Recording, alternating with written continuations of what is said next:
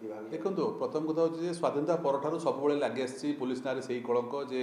police proper investigation करूना अन्य लोक chopper बसवर्ती होगी भूल माने ठीक समय एफआईआर रेजिस्ट्रेशन करनी एफआईआर रेजिस्ट्रेशन कले प्रपर इन्वेस्टिगेशन करना से हूँ जनसाधारण जो जनसाधारण आसुच्च पुलिस पाखे इन्वेस्टिगेशन माने अभियोग करने ये गोटे आउ गोटे स्पर्शकातर जिनस गोटे जड़े पुलिस